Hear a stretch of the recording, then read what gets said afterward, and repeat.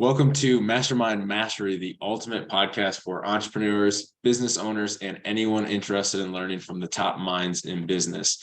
Today, we are joined by Nate Robert-Eze. He's the founder of VSN Interactive, previously known as RND RVSN. Nate is also an author of the book Designed to Win, which is now available on Amazon for purchase. And I'm really excited to have this conversation with you, and it's an absolute honor to have you on, Nate. Absolutely, man. Thanks for having me. Appreciate it. Of course. So do you mind just kind of giving everyone a brief background about your professional career? When did you start? How has your career arc evolved over the years? And how did you get into the business that you're doing now? Sure, man. So it goes back to when we first came to the country back in 1997. I was born in Nigeria, actually. I was born in a city called Lagos. Really? Yeah, Lagos, Nigeria, one of the most populous cities in the world. And we were selected on the visa lottery, what they call the visa lottery, to come to the US, and came here, and things were kind of tough, rebuilding as a new family in a new country. My family got into the janitorial business. So we were in the janitorial business for about 8 years, to where we would all go and, clean a few places and clean toilets. It was my job to clean toilets. So I remember that part of life very vividly. But, it just really taught hard work and just perseverance. And moving forward, I'd always had sort of this thing for design, right? So even when I was like around 8 years old, I would just be in church and I would be like sketching on the envelopes, on the offering envelopes. And that was just like my thing. I loved creating stuff. And I had just this inclination to just draw and just create. And so I think at that time, that's when I kind of developed my right brain kind of thinking. And I use it today to solve problems and all that stuff. And that's all in my book. But I started design at that time and got into sports when I got into high school. And I thought I was going to be a basketball star and go to college and all that stuff for basketball. But ended up having to make a decision whether I was going to go to a D2 school that would take me for basketball, or I was going to go to Ball State University for architecture, which was, what I was drawing back at that time, was like buildings and stuff like that. So I made the decision to go to Ball State University, got a scholarship. I ended up pivoting to urban planning and real estate development just because architecture I felt was a little bit too restrictive. I wanted to learn more about the built environment as a whole, as well as, just get a better picture of all of the different professions that are encompassed within it. And so I did that. And then I ended up getting my master's in urban design. While I was getting my master's, I was so fortunate to be able to work for a few architecture firms. The first one was HCO Architects in Indianapolis. And the owner just kind of took me under his wing. He showed me the business of architecture very early on, which is not typical in our field, right? And I got to see it all. I got to practice business development at that firm. And I went to another firm after that where I did business development as well. And so early on in my career, I got some really cool opportunities to work on some really dope projects and just see the business of architecture more than anything. And so from there, around the pandemic time, I decided that I wanted to start another company because I had always been entrepreneurial. Even since 13, I started cutting hair and selling shoes and doing all these things, which I feel like everybody who's probably listening to this can connect with, even yourself. So there's that entrepreneurial feeling that you're like, there's something I need to get back to, especially when you get into the corporate world. You don't feel comfortable, just like doing the 9-to-5 thing, like that freedom, you kind of want that freedom back. And so there was that. And then the fact that I just wanted to start another company. But I ended up just thinking like, okay, what can I do which is within what I like to do, which is what I have a passion for, but also something in a growing market and something that, I know in the years to come, I can at least, use the growth of the actual market itself to propel myself to success. And so I started doing my research, and this was around the pandemic time. And I was actually gonna start a business that did smart home installations. At that time, I was like, I love tech, but it wasn't like a passion of mine. It wasn't something that was like I liked that much. But then I discovered like architectural visualization, VR, AR, and all that stuff, and just saw how transformative it would be for the real estate industry, even at that time, because people were going to actual sites a lot less because of the pandemic. And so that's when Render Vision was born, and I decided to kind of start the company and just start, hit the ground running. From there, we've grown tremendously. I mean, I completely bootstrapped everything. Started on my credit card and my savings. And no, it's just been a tremendous journey. So, thus far. So here we are. Wow. Yeah, no, that's incredible. So it sounds like you've had at least one, if not more than one mentor that's really helped you kind of throughout your career go into this field and excel because of that. Yeah, absolutely, man. There's so many that I can think about, but one in particular that I did mention, his name is David Franklin. David was an architect. Well, he still is an architect. He was the architect that showed me the actual lifestyle of architecture, or of business, or the business of architecture rather. And I can remember, man, I met him, in high school, and he would just take me to his office in his black BMW. They had a nice studio with somebody working in there. And I was just like, man, this is cool, man. Like, and so I would say that was the first mentor that like actually enabled me to like visualize it. Yeah, and that's so powerful to have someone that you look up to that's doing what you want to do, and they're able to teach you to get you there much faster. So I know I've had mentors in my life and still do that's helped a ton. So that resonated with me. A couple things that stood out to me. First of all, the actual book that you wrote, I'm really interested in that, and what that's all about and what kind of inspired you to write that. If you mind just sharing a little bit about what that entails. Yeah. So the book is called Design to Run. It's a guide to scaling your business while leveraging your unique talents. I believe everybody has a unique selling point themselves, right? Everybody is a unique gift from God. Like everybody is unique. And so you have that thing within you that you can use to your advantage and use to make a difference.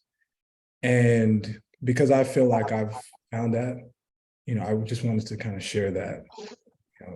Like I said, there are other things in the book that speak to how to find that, as well as how to have the particular mindset to be able to grow a business and scale a business with the talents that you already have. And so it all kind of ties in together to create that piece of text that, I really want to help people to discover what their thing is. It's actually I wouldn't call it a spinoff. It's another version of a book that I'm writing, that I've been writing for about 3 years, called The X Designer. In that book, I'm not going to say too much about it, but it talks about design thinking and design language and how design can tie into business. And it's a very, I guess, unorthodox way of thinking about starting a business and growing a business from a design standpoint, but it uses the sentiment of iteration. How in design, iteration is the best thing you have, right? You have the ability to try different things as fast as you can and get to, I guess, as close as the solution as you can get to. And I believe it's a very similar thing in business, to where, once you learn how to try stuff and fail fast and do all those good things, you're going to figure something out. You're going to discover something. And so I tie those things, together in the book. And I just hope it resonates with people, honestly. That's awesome. And so this was your first book, and you're working on your second now? Yeah. So it's the first book. Okay. Interestingly enough, it all started kind of back in 2019. I'd never been like a personal branding guy. But I met this guy named Ademola, and he wrote a book, and he was like, Nate, like with the stuff that you talk about, you need to like start writing. And I was like, people don't read. Like, what are you talking about? Like we're in an age where video is like people watch videos. And he was like, you'd be surprised. Yeah. So he challenged me to write like a few blog posts, and they really like people actually read the whole blog post and like gave feedback and stuff like that. I was like, okay, sometimes it's not always what you think it is, so that's what encouraged me to really start writing. Okay. And I'm curious, so there's myself included, but a ton of people when they're trying to start a business, especially like bootstrap, I feel like the hardest thing is getting those first few clients. What is maybe some advice or strategies, or maybe how did you start your business from the ground up, bootstrapped, getting your first clients when you don't have that background, the funding, and all those sort of things? Yeah, so I have this called, that I follow called Sharpening Your Saw. So there's a lot of groundwork that goes before like actually like reaching out to somebody or trying to get that first client or trying to create a sales system or whatever it is you're trying to do in your business, right? Before I even reached out to anybody, I spent like 3 months learning who that client is, learning where to find them, learning, how to market towards them, right? Within what I could afford, right? So when I first started, I was doing a lot of cold outreach on LinkedIn. I still do, but I was doing a lot of cold outreach on Instagram.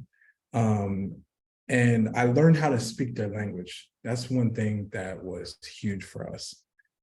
Interestingly enough, things change, right? So when I started the company, I thought we were only going to be marketing to architectural firms because that's where I saw the need, right? And I was able to speak that language, fluently because I had been in the world for, 4 or 5 years at the time. We came to discover that it was real estate developers that actually needed us a lot more. And it was actually better for us because it kind of cut out that middleman that, things kind of get lost in translation.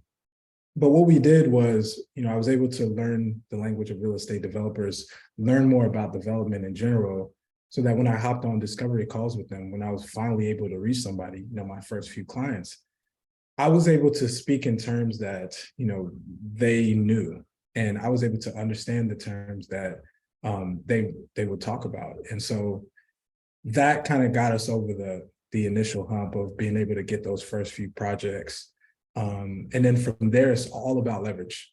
So another thing I did, you got to kind of be creative, right? Because one thing I understood is that they want to see something because we're, a very visual brand. You have to be able to see what you're going to get, right? So what I did was I hired some freelancers to create mock projects. So these projects were not real. They weren't for a client, but I had them create them based on my design, and I posted those on our website as our first few projects. And so I believe that's what, helped us get a lot of our initial, traction in terms of being able to build a clientele, in what we did. Yeah, no, that's a really smart. I like just talking to you, the way that you're thinking and explaining things, talking about design and having this background in architecture, which I think is incredible. What would you say is one of the greatest lessons that you have learned from starting this business from the ground up? Dude, one of the biggest things I've learned is you get the thing you want to get when you become the person that receives that thing, if that makes sense. So like, if you want to be a millionaire, if you want to earn a lot of money, you have to change some stuff up here. You have to kind of become that person first. Like you have to, I guess, convince yourself that you are that person. And for some people, convincing yourself that you are that person is like working extremely hard and becoming extremely competent about that thing. And that's kind of like what it was for me. But then it's also about destroying some limiting beliefs that say you're not that person, right? So that might be stuff that's built up over years, like you as a child, like, or maybe even sometimes your parents or guardians that have told you like money doesn't grow on trees, rich people are evil, stuff like that, right? So I learned very quickly that you have to become that person, or else you'll be right there, but like it'll still seem so far away, you know. So you have to become that person to get the thing that you're trying to get. And what are maybe some of the strategies or resources that people can use, maybe that you've used to kind of shift your identity and alter your beliefs so that you can become that person that attracts the things that you want in your life? So for me, 90% of it has been reading books, has been access to knowledge. I would say about 80% has been access to knowledge. So like I have an unlimited, I have like Kindle to where it's like unlimited to where like I can get pretty much any book. Same with Scribed, same with Audible, same with audiobooks. Like that's something that I keep on recurring so that I know that I'm paying for it. So I have to read books, right? So I even had a time, I think this was like 3 years ago, where I went to a friend's house and he's, doing very well. I went to his house in Atlanta, and as soon as I walked in, I looked to my left and he had a bookshelf like as big as, my whole wall of books. And I can say that moment changed my life, because I was like, okay, first of all, how do you have that many books? Like that means that, and he's a younger guy like me. So I'm like, dang, man, like, what am I doing?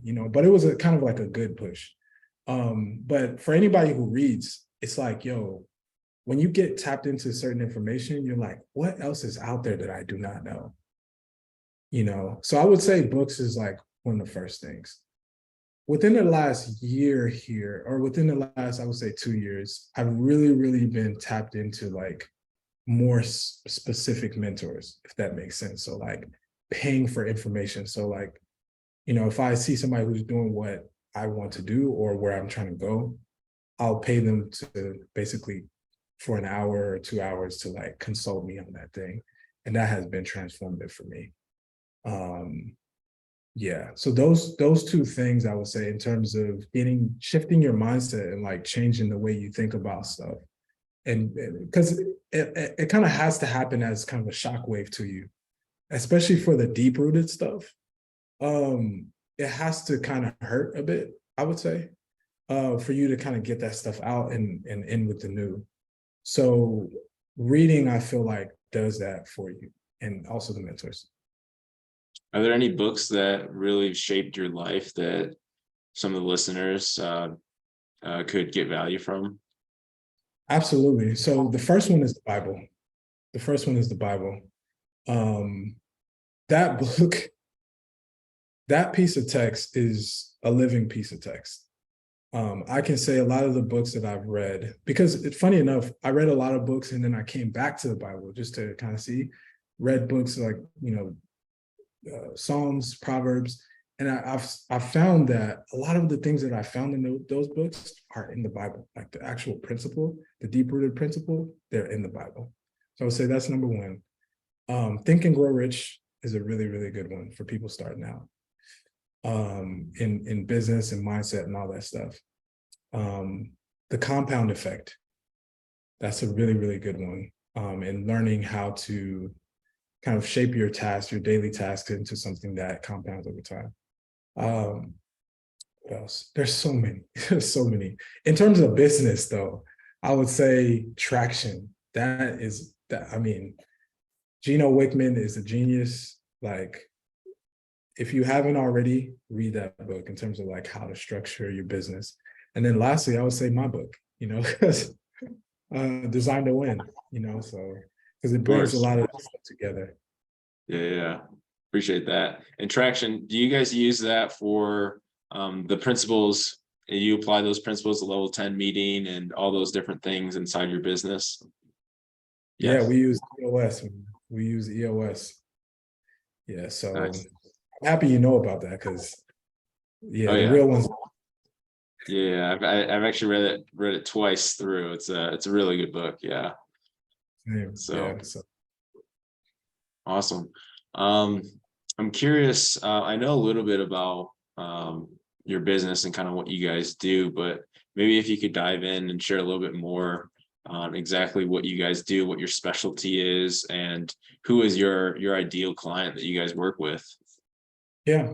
So I own a company called VSN Interactive, formerly known as Render Vision. And we basically specialize in creating these virtual reality experiences and architectural visualization for businesses in various industries.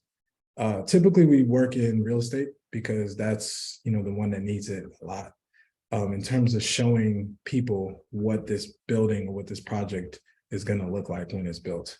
We started off with 3D renderings, just like still renderings, showing like interiors and exteriors of buildings. We got into animations from there, where we show kind of like these fly-through videos for marketing or for trying to garner some attention or support from communities or future residents. And recently here, we've really started to tap into interactive 3D design, which is virtual reality, augmented reality, and things of that nature. In the past month here, we've acquired a software that allows for interactive design for leasing agents, as well as pretty much anybody trying to showcase a project to where we have what we call interactive display, where we can show the outside of the building and have interactive functions that allow for you to see what unit that you would like to rent out or buy. And then you can kind of tap into it. It shows the floor plans, it shows what your view is going to look like outside, and then you can hop into it and do an augmented reality walkthrough to where you can take your phone, because most phones these days have AR cameras. So you can take your phone and you can literally be walking around and seeing it. And then you can tap to change materials. So it's a transformative piece of tech that will change the real estate industry and basically all built environment industries because of its ability to connect people with unbuilt reality, with iteration and all these things. Wow. What are maybe some of the trends that you guys are seeing shaping the future of this industry, and how are you guys preparing for it? So that's interesting. Yeah, like first of all, of course, VR and AR, that's going to transform everything, because you can imagine, like for me, this apartment that I'm living in right now, when I was living in Indianapolis, it was hard for me to come here and actually view it before I came here. With this piece of tech, I wouldn't have to. I could be at home and be looking around and like literally see it. So there's that. But also there are, AI is also taking over in the built environment field, real estate field, stable diffusion. That's going to be crazy, because you have tools like Midjourney and DALL-E. What is stable diffusion? So stable diffusion is basically a machine learning tool that allows for you to deconstruct images, like a ton of images, and it puts together new images based on text prompts and basically whatever you tell it to do. So like, that's the way you can go in and type, hey, give me a picture of a mouse riding a bicycle with the basketball, and it can do that because it's able to break up those images, millions and millions of images, and reconstruct images based on what you tell it. And so if you can think about what that could do for architecture and design, hey, build me a 3-story, condo with floor to ceiling windows, you get where I'm going with that, right? So it's going to change the way we design. That's first of all. And then also, if used correctly, it can really create some efficiencies, when it comes to how we do what we do. So those are just a few things. There's so many more things that, with BIM technology, building information technology, and all these things mixed together with that, dude, things are about to really change. Yeah, the future is, I keep telling this to a bunch of people, man, the next 5-10 years is going to be absolutely mind blowing. I can't even imagine 20-30 years in the future.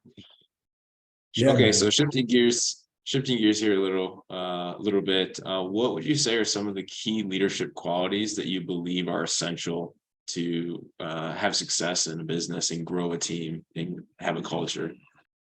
Yeah, I would say number one is empathy. It can't just all be about you. You have to really care about the people that you're leading. I heard Miles Monroe say this, like, people don't just follow other people just because, you know, people follow people, or you don't create yourself as a leader, right? It's other people that make you a leader. So like, you have to be doing something, you have to be leading something with your qualities, the way you carry yourself, the habits that you have and things like that. They have to be leadership like. They have to be leader like for people to actually follow you. So then again, that's where mindset comes in, which I think is a huge quality of leadership, to where you have to have this mindset that whatever happens, you're just going to keep pushing for it. Also, another one here recently that I've discovered is really good, especially for our organization, is vulnerability.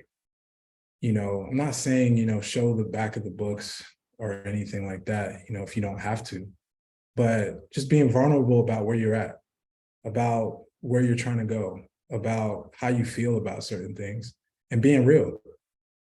That goes a long way, because people are able to see you for who you are and not see you as some robot or some, machine that's just trying to tell them what to do. And I think that's the way to really get respect from people, and, have them actually follow you somewhere, because, we're all trying to go somewhere, but to get other people to follow you, it's just like, it's something that you have to be extremely courageous, to do. Absolutely. And how has failure shaped your life? You said failure? Yeah, failure. It's funny, like, failure has been like 90% of like my life, honestly. Like, it's been a lot of my life. But those small successes, the things that I kind of like take a chance on, those are the things that make me who I am. So like, those are the things that keep me going. But like, most things I fail at, like, most things. But it's like, when you keep going and you find that one thing that works, it means the world. And like, you just keep pushing towards that thing. And then, because I believe it's all about discovery, right? Even if you fail at something, you've still discovered something. So that's what leads you to the next thing that you do. And, a lot of times we're asking for direction, but I believe that God brings those types of failures and those types of like roadblocks and things like that to shift direction for you. And so it's not literally him like coming and placing you into another place, but it's more so that situation teaching you something in which you have to shift gears. So failure it's been the majority of my life, but you kind of have to get used to that as an entrepreneur, and not see it as this small failure means you're a failure, because like I said, everybody's unique and everybody's put on here for a reason. But like, just because you fail at that small thing doesn't mean like you're a failure. You're actually a success, and you have a lot of courage for being able to fail multiple times. Yeah, I think that's difficult for a lot of people, is separating the actual event from the identity and who they are. Because when you're in the moment, and things aren't going well, it's not easy to think positive and look at the other side, the yin and the yang. But Yeah. But yeah, and I don't want to make it seem like everything is just all, rosy and, I'm always happy and stuff like that. Some of them really break you down. But I believe, again, to get the thing, you have to become the person, right? So when you go through a hard situation, when you come to that situation again, it's not so hard anymore. And that's just how life is. It's just like lifting weights. When you have lifted a certain amount of weight and you break your muscles down, the next time you come there, you're probably going to be able to lift a little bit heavier. That's going to, and so what happens is what was hard for you before becomes now, simpler and easier. And so that's how you kind of build that and move forward. yeah, Absolutely. So I really like this question. If you wanted someone to live a happy and successful life, what kind of questions would you ask them? Wow.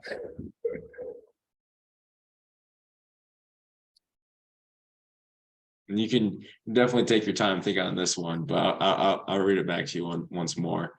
Yeah. So if you wanted someone to live a happy and successful life, what kind of questions would you ask them?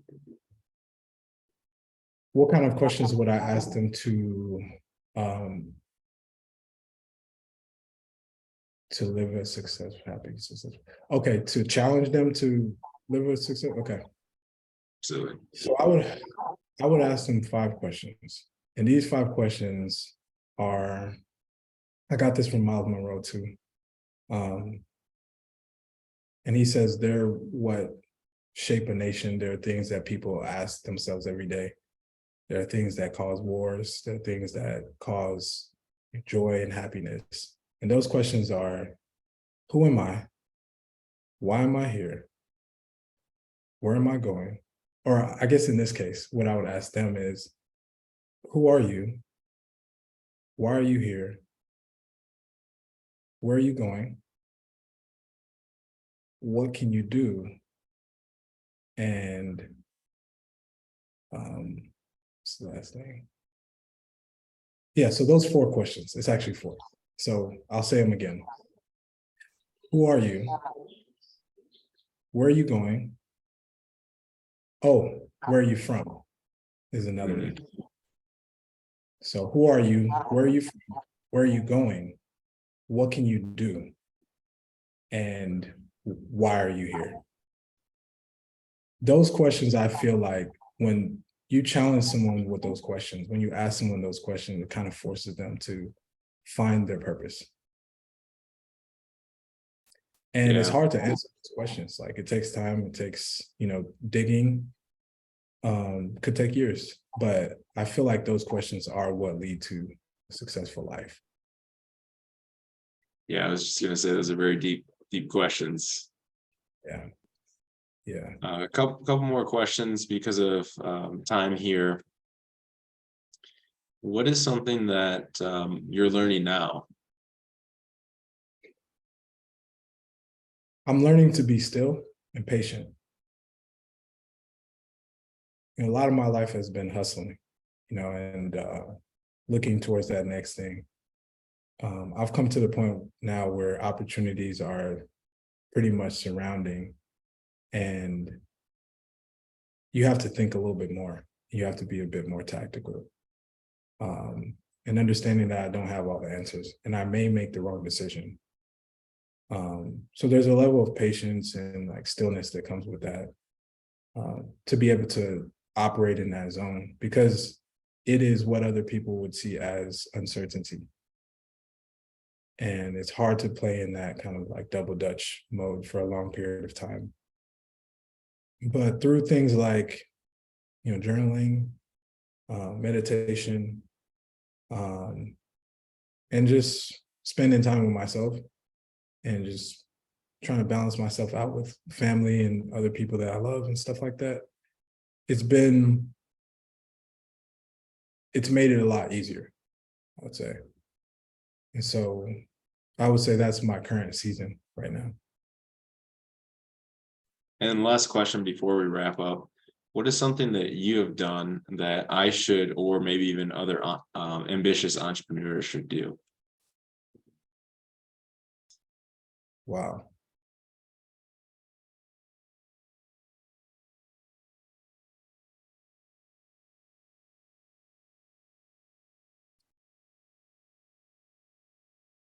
Find your why.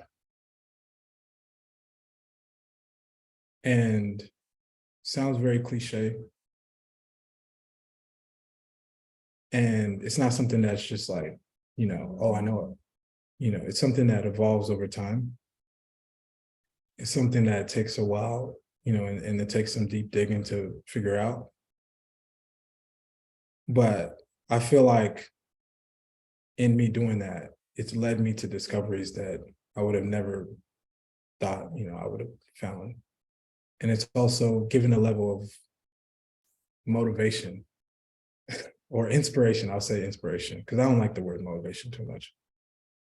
To keep pushing.